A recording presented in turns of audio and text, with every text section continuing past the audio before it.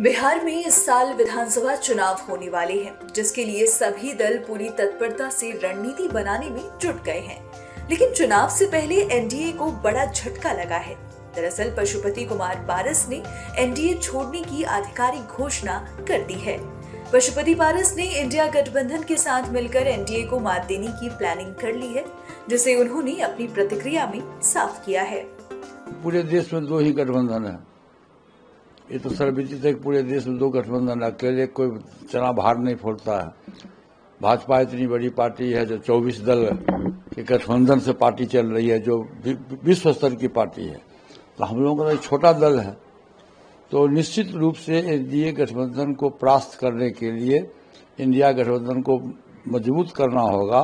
और जितना भी छोटा छोटा दल है, छोटी छोटी जातियां हैं, सबको मिला करके एक बड़ा गठबंधन बना करके पूरे बिहार के जो मतदाता है वो बदलाव के मूड में है।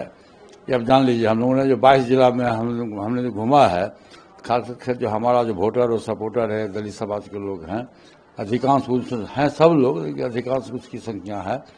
तो हम लोगों ने देखा है कि सभी लोग बदलाव की ओर है। ये तो सर्वविदित है, आपको भी मालूम है, पूरे बिहार के लोगों को मालूम है कि आदरणीय नीतीश कुमार जी की जो आज स्थिति है वो मानसिक रूप से सुरक्षित नहीं है, मानसिक रूप से सही नहीं है। और जो उनका एक्शन होता है कभी कभी सभा में, मीटिंग में, किसी को माला पहना देना, किसी को पैर छू के प्रणाम करना, तो इससे साफ जाहिर होता है कि वो मानसिक रूप से सही नहीं है, स्वस्थ नहीं है। और बीजेपी का तो आपने उदाहरण देखा है कि महाराष्ट्र में क्या हुआ। महाराष्ट्र में जिसके नेतृत्व में चुनाव लड़ा गया, सहयोगी दल के नेतृत्व में चुनाव लड़ा गया, और जब समय आया तो उसको हटा करके भाजपा अपना मुख्यमंत्री को उम्मीदवार दिया। तो मुझको लगता 100%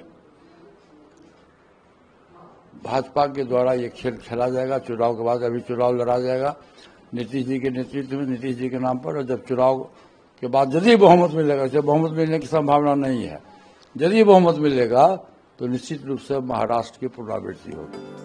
कहा जा रहा है कि लोकसभा चुनाव 2024 में साइडलाइन किए जाने के बाद से पशुपति पारस भारतीय जनता पार्टी से नाराज चल रहे थे, जिसके बाद वो इंडिया गठबंधन का हाथ थामकर बिहार में बाजी पलटने की रणनीति तैयार करने में लग गए हैं।